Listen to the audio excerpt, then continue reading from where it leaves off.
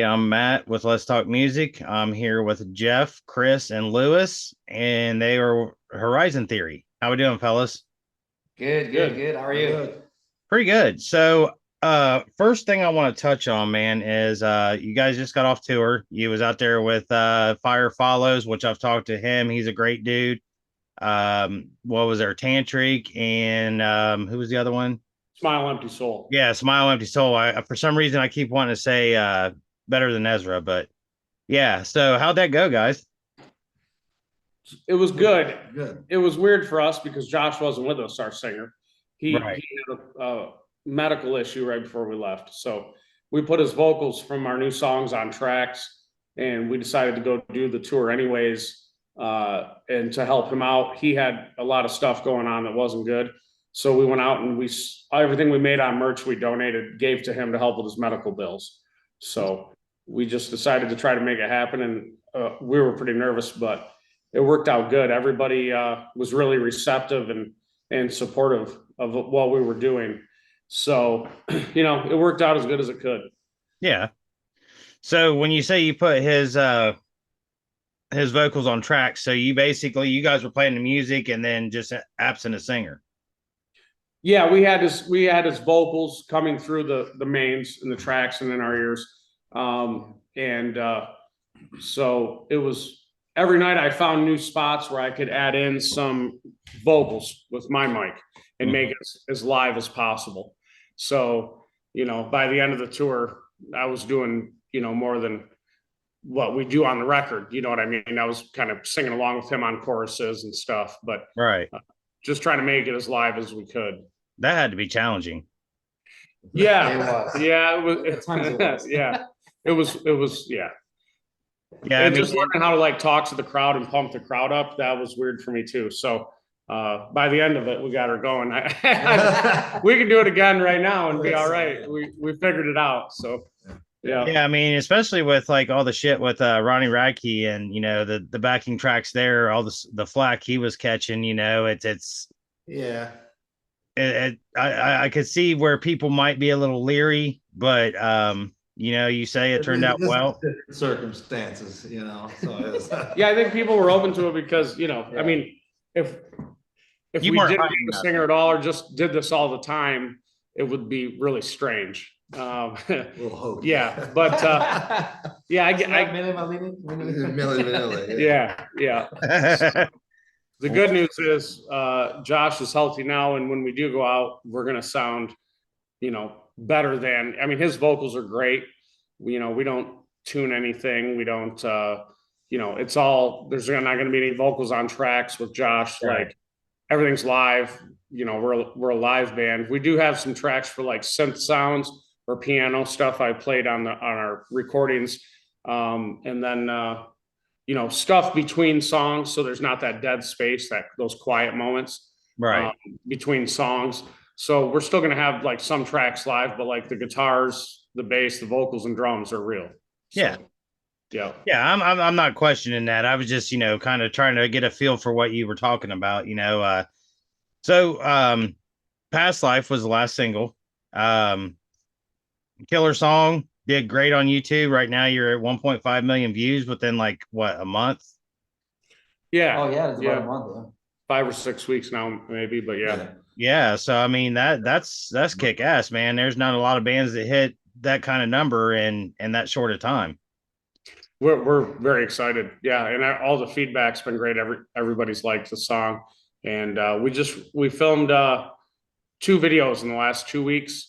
So we've got the next 2 songs. We all feel are even better. We like as much or more, and the videos have gotten progressively better with the next 2. So we're gonna release one the middle of May, and then the next one will be right at the end of June. We have a festival in July that we can't announce yet, but it'll be great to have that 3rd video and single come out right before that. Nice. So I mean, you guys are based out of Michigan. Yeah. Michigan has been hopping a lot with music lately. Yeah.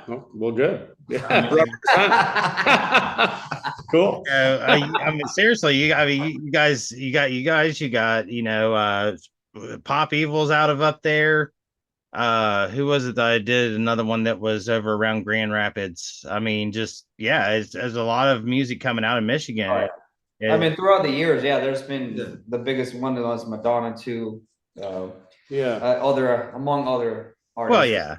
Michigan. No, I'm talking most recently, like a lot of music. Yeah, recently, I mean, there's always been a big music scene in Michigan. Might not always get national coverage or whatever, but you know, ever since I've been playing, which is I'm not going to date myself, but you know, there's just always been. I see a shame for this too. Yeah, Trying to. Me too. Yeah. Yeah. But there's always just been music. I mean, you know, Detroit, you know, the history of Motown, you know. Right. But there's just bands always around, you know. I mean, some bars shut down, places open up over here. So this becomes the hot spot. Right. But there's just music that comes, I mean, it's a very musical state. Yeah. You know? I mean, And there's nothing to do in the winter. Yeah, there's nothing to do in the you might winter. as well learn an instrument. Learn an instrument. Try to get through it. Yeah, Taproot was the other one I just talked to. Yep. That you know they're firing back up, you know. And I talked to Phil, the bass player, and he's actually living in Cincinnati now. So, so I just got to ask you guys, Wolverine fans? Yes. All right. Well, see, he's the weak link, and we're not sure about the drummer yet, Jeff. Give me a fist bump. Yeah, right. Here you go. Here you go. We're not sure about this guy yet. I'm I'm an LSU Tigers fan. Oh, okay. Well, hey, you know, I can deal with that as long as it's not Ohio State or the Spartans. Right. I actually live. Yeah. I'm for little brother too. I know. We're gonna fix him. Don't worry. We'll get him fixed. I live probably 10-15 minutes from OSU and can't stand them. I've been a Michigan fan since I was a kid, dude. Just, you know, a diehard maize and blue. So last year was good for you then, wasn't it? It was good. It was really good. Last year was good for you guys. Yeah, it was, except for that playoff.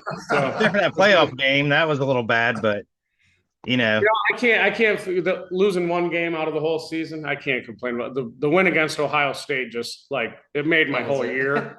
Like I still think about that game when I go to sleep at night. I've watched the replay like 3 times. Like, yep, 2 years in a row. Damn straight. It's time. Yeah. So you mentioned that you know, Josh is now healthy and you guys are going to be heading back out. I mean, can you discuss that at all? Just right now, we should be able to announce it in the next week or two. But I don't want to like do it before the festival or whatever. So I think there's a festival in July we're going to be on, and then we're looking at some tours for August and September. Okay. And if anything cool comes up for after that, the series still, we might hop on that too, or, you know, it just all depends. We're going to just, you know, pick the right tours and see what happens. Just go out and play our stuff. And hopefully, the festival should be announced soon, but we will be on the road again this year. So okay. And can you tell me what the next single is going to be?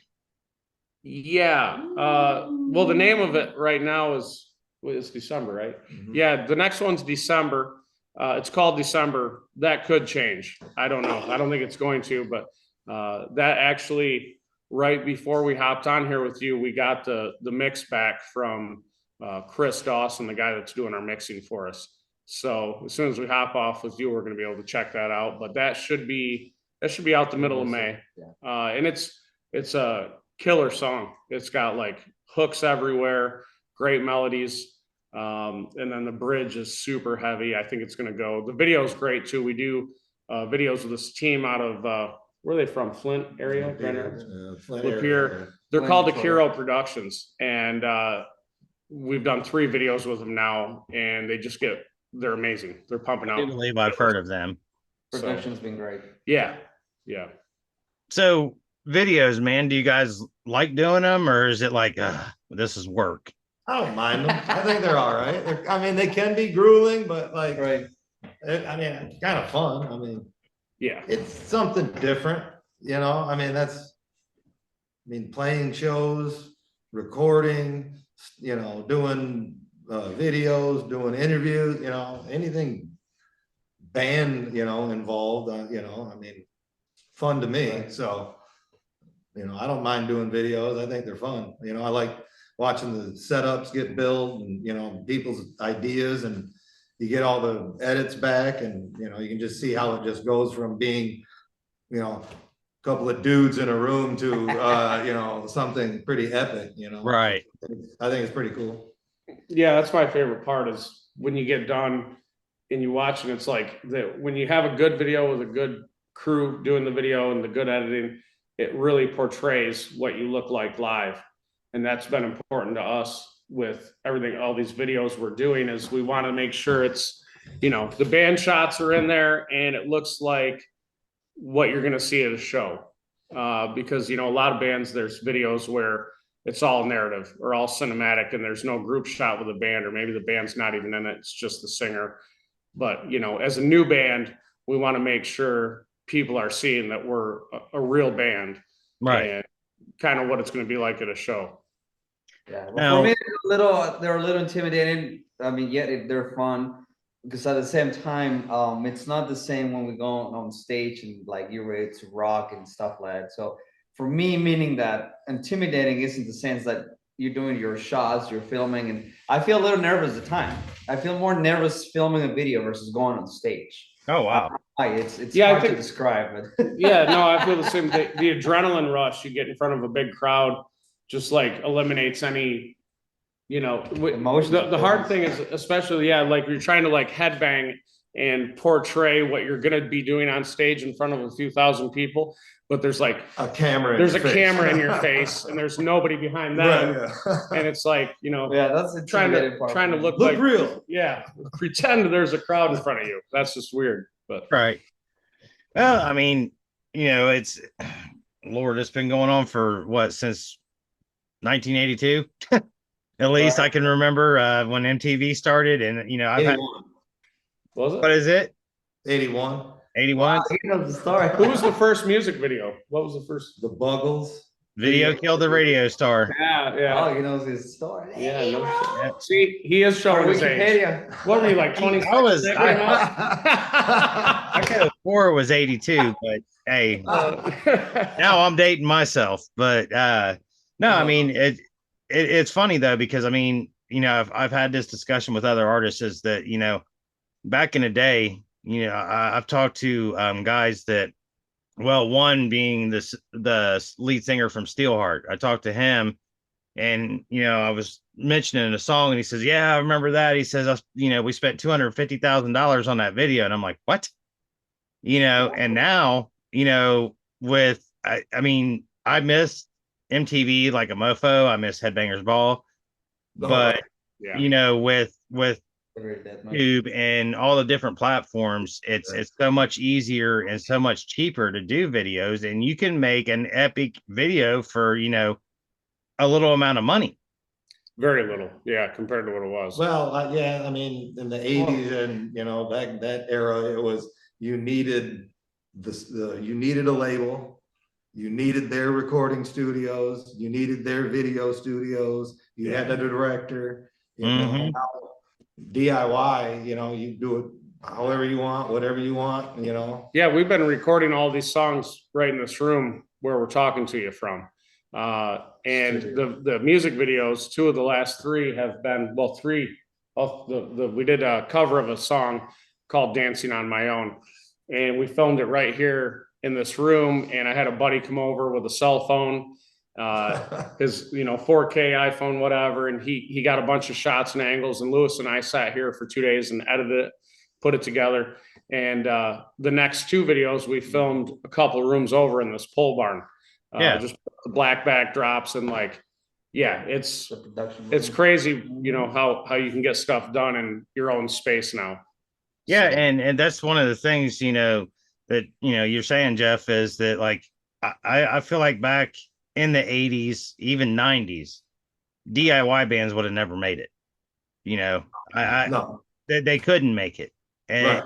and now it's opened up so much for bands that are DIY, and that's mostly what I've talked to. You know, I rarely do any signed label bands or anything like that. I want to talk to the DIY bands because you guys are still hungry. You know what I mean? You're like, I want to do this. This is what we live for. We live, breathe, love what we do. And guys that have been on top and everything for years, it's kind of like, yeah, whatever. And honestly, the best interviews come from DIY bands. I mean, because they want their message to get out there as much as I want it to get out there. Right. Yeah.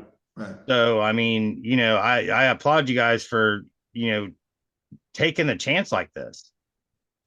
Well, thank you. Yeah, No, it's thank it's you. another thought I had was, back in the 80s and 90s and whatever, like the labels had a ton of money. You had to go buy a CD at the store. Mm-hmm. I think they Right said before when Napster. Napster broke out, it went from like a $2 billion a year industry to like 500 million. I mean, Mm-hmm. that's a huge cut. So like back in those days, the labels could take on 20 bands and put them through, give them record deals for multiple records and develop the artist and Right. take chances and take risks on bands that sound different. And now it's just become so like funneled in, like there's, you kind of got to do a lot on your own before a label would even talk to you anyways. Like, And it's all based on numbers on social media. yeah, they want to know how many followers you have on social media. So I don't think Nah, that's your resume. That's your resume. Yeah, your resume. Well, I got an Instagram and Yeah. That's your I, numbers. Yeah. I get it, and it's I tell you honestly, I wish that CDs, cassettes would come back. I know Which they vinyls. are cassettes at the very minimum. I've seen a few bands already bringing the cassettes. Yes, I have too. Yeah. Mhm. And I read the other day that vinyls outsold CDs for the first time in like 30 years. Yes, vinyl is making a huge comeback. I've got one that like I'm gonna hold. I was gonna give it away as in a contest, but now I'm gonna hold on to it forever. Saliva, it's signed by the band. I did an interview with them post Josie Scott with Bobby Amaru, but with Wayne passing away, that's got his signature on it. I've got a shirt with his signature on it. Wow. That's gonna be That's cool. valuable now. Yeah, but I mean, it's valuable to me. I don't care if it's. I really can't say I can't. I wouldn't care if it was worth $1 million, but you know what I mean. No, right. It has value. It has more value to me than it, personal value than monetary value. Yeah. And that's what I'm saying. When I got them, I was creating a contest to give them away, and I just try to do that to engage fans with myself and with the bands. And I mean, my wife actually bought me a record player for Christmas, and it was one of the best gifts I've ever got. And then it quit working, and she's like, well, I got the protection plan, so I ordered a new one, ended up getting a Victrola. So, and this is like, I mean, old school. It's got like the old school dial on it. It plays AM, FM. I even seen one that you could put a cassette in the side of it. And I was like, I ain't going that far. But I mean, honestly, dude, I could fill up the room that I'm sitting in right now if I had all my cassettes still. Yeah. We've got an 8-track coming out in December. So. Yeah. Hell yeah, man. That's what I'm talking about. No rewind, you just right. play it. You got to listen to it all. Hey, I tell you, the first listen to our music. Yeah. The first 8-track I ever heard was Herb Albert and the Tijuana Brass. My freaking dad was playing that, and I was like, oh, this is really cool. And I was like, what is that? And he's like, it's an 8-track. I'm like, okay, whatever, Right. But yeah, I loved cassettes, man. I love taking the cassette out and putting it in the cassette player, hitting play, opening up the jacket, reading it. You learn all about the bands, you learned all about the everything, man. And that's like where my primary knowledge came from. I mean, my mom used to tell me if I paid as much attention to music or in school as I did music, I'd be an honor student. But I mean, that the joy of tearing the plastic off of it and, you know, getting it open, you know, it's like Christmas. Right. You open up a new record, CD, tape, whatever, you know, it was just, you know, what kind of equipment are they using? Who produced it? Who mixed it? You know, all from A to B and Z, whatever. Oh, yeah. Like, it was just, I want to find out, you know, read all the lyrics, you know, who wrote the song, you know, everything. Well, my first introduction to music, I mean, it was through my parents, but they all have their vinyls and stuff. But I remember first touch, I had a Walkman. That was my first ever. I was introduced to music through a cassette. That's how it started. Like no CD, none of that, cassette. That was me. Right. Walkman. You know, my mom had a amazing vinyl collection. She'll never let me live this down, but when I was like 3 or 4 years old, she had them sitting behind the house in like a shed area, like this rack with all these vinyls. And I vaguely remember doing this. I remember it more than I'd like to, but oh no. Say I turned them all into Frisbees. Oh! And I mean, I smashed them against trees and threw them and destroyed like this whole vinyl collection. I was like probably 3 or 4, maybe, I don't know, but yeah. Is your ass still red from that one? What's that? I said, is your ass still red from that one? Yeah, no, still sitting on the donut. Probably, probably should be. Yeah. Yeah, it was a bad deal. She brought that up not long ago. I thought you forgot about that. Yeah. So like, what are your plans as far as, do you guys want to press any vinyl? Do you want to do any CDs? I mean, no, we're definitely doing physical, CDs and vinyl. Should put the vinyl first ahead of the CD. Whatever. We'll do them at the same time. Whatever. I mean, they're next time all we go on tour, you know, we'll have CDs and vinyl the next time we're on tour. So we're gonna pump out a song every 6 weeks for the rest of the year. I think we'll end up with 9 songs by the end of this year. But if we go on that tour in August, September, or whatever we end up getting on, we're probably going to throw a few extra on there and make it a full album and then release those on streaming platforms, you know, every 6 weeks for the rest of the year until they're all out on streaming. But we're going to have physical CDs and vinyl the next time we're on the road. Now, I know that, you know, we all was bashing the Suck Eyes, but any plans of coming to Columbus? Not at the moment. No, we're just, I mean, it would depend on the tour. Yeah, we're gonna, whatever we get on, we're gonna be an opener, and wherever they go, we go, type of thing. Gotcha.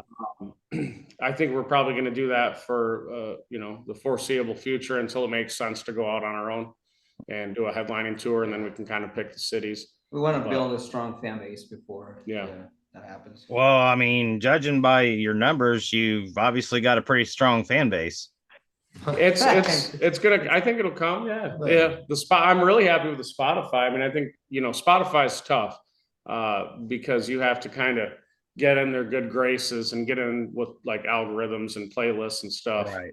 And I see so many bands that are like killing it on YouTube and on Facebook and everywhere, but then on Spotify, they're struggling. Like, it's, you know, very low streams, very low monthly listeners. Like, you know, what do we have to do to like kind of crack this code or whatever? And so I'm very happy with the Spotify numbers. I think we're at 30,000 streams on Past Life, and we're up to like 11,000 monthly listeners. So okay, yeah, can't beat that. I mean, for basically one single, you know, brand new band, I'm pretty stoked. So hopefully they all just kind of keep building on each other.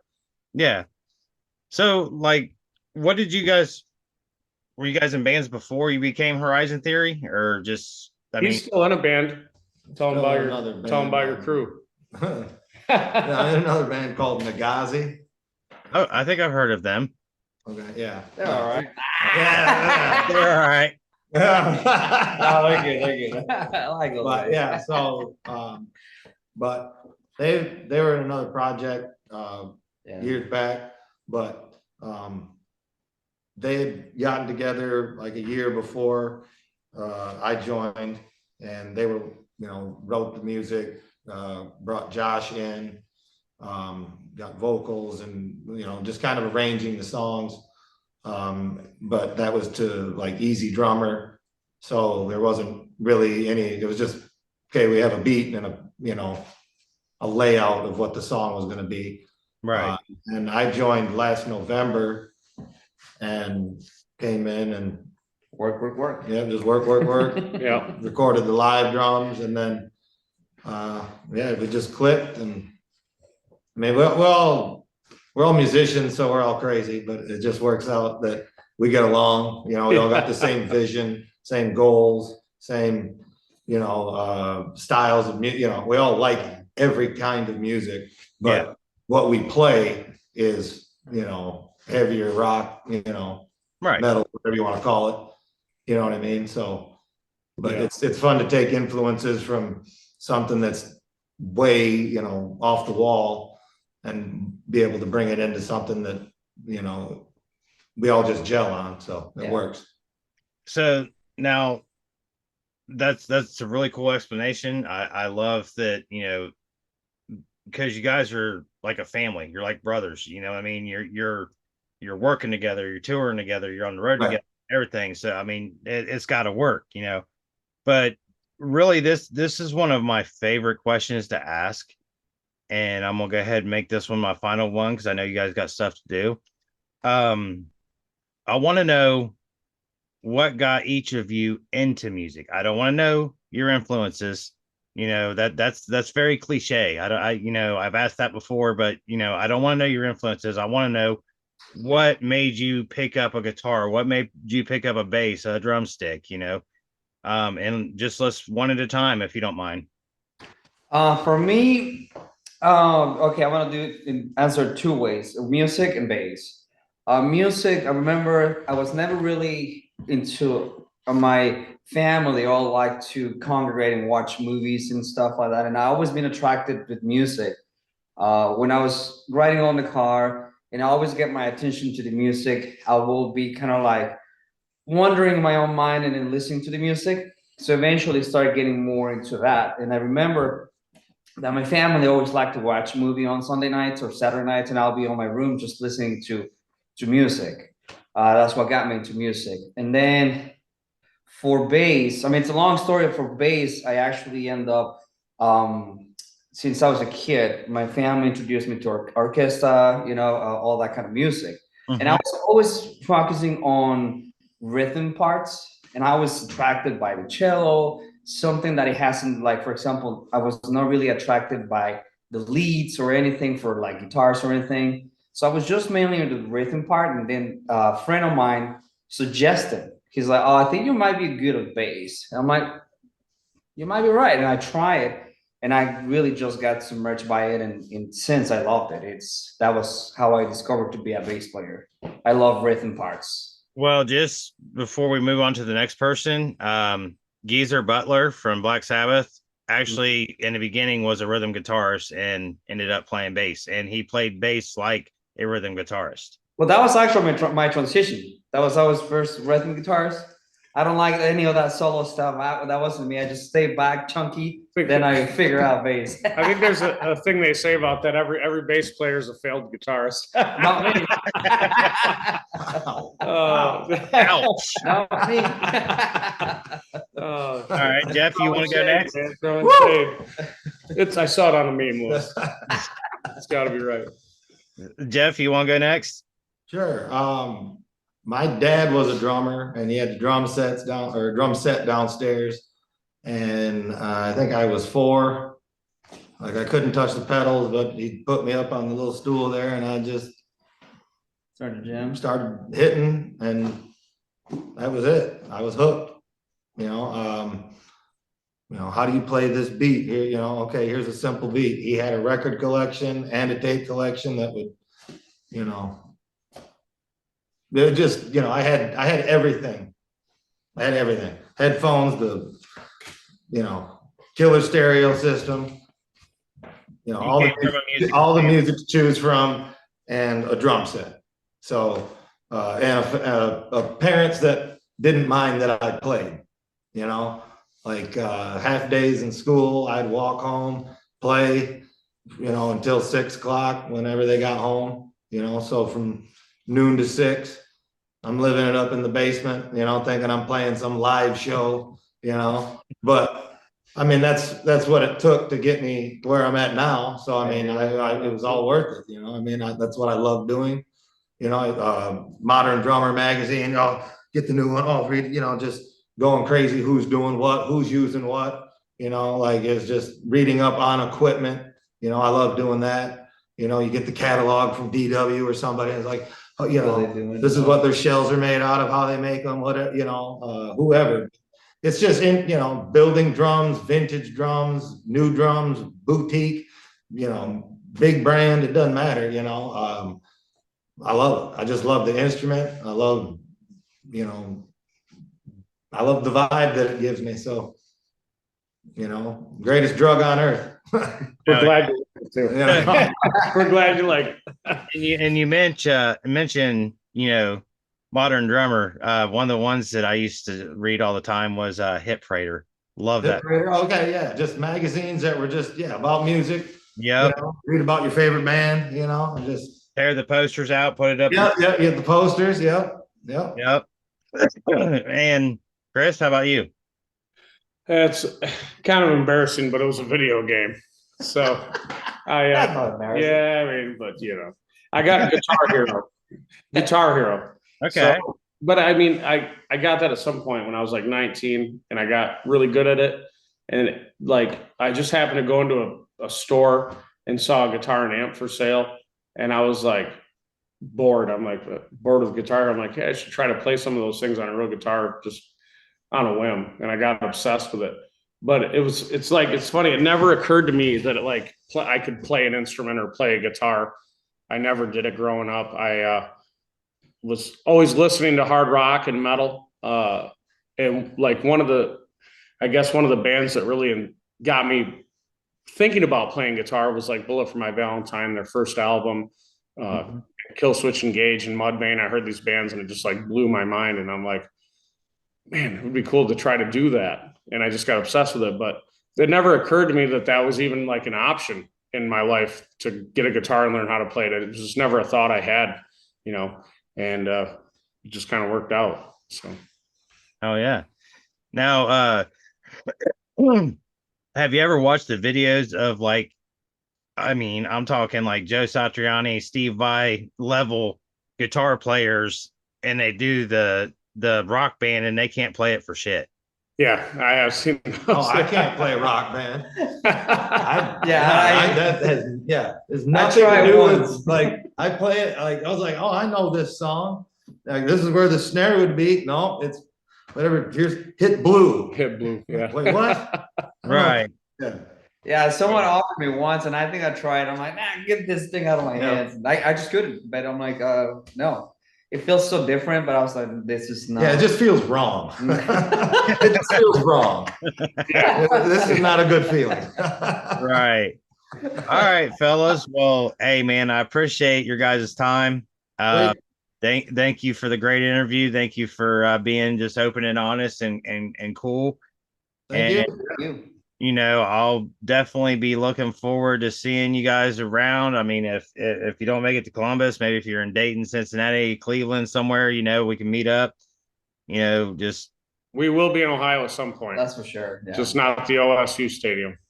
Yeah, not the Horseshoe. Hey, we'll be in the Horseshoe, but we'll be in Ohio. I've had my Michigan feet on that field, so that's all I got to say. I went and seen what was it? It was Linkin Park, Limp Bizkit, Metallica, and Mudvayne, I think it was there. And I seen Pink Floyd there too. Of course, I wasn't on the field for Floyd, but the one for Metallica I was. And yeah, I felt pretty good, but my feet were very tired after that concert. I had some bitch was 8.5 hours long. Jeez, brutal. That was a good show. But That's worth it. That's worth it. Worth it. Oh, it was very worth it. Exactly. So, all right, guys. Again, thank you very much. Be looking forward. You said May for the new track, December. Yes, May, December, right? Yes, December and May. Oh yeah. Which is Well, I'm sure that Allison will send it to me because every band that I interview, she constantly keeps me updated on them. So, Cool. it's always cool. I've gone back and talked to bands I talked to like 8 months ago. So, anyways, guys, you have a great evening and thank you so much. Yeah, thank you. Yeah. All right, Hey. man. Later. Take her easy.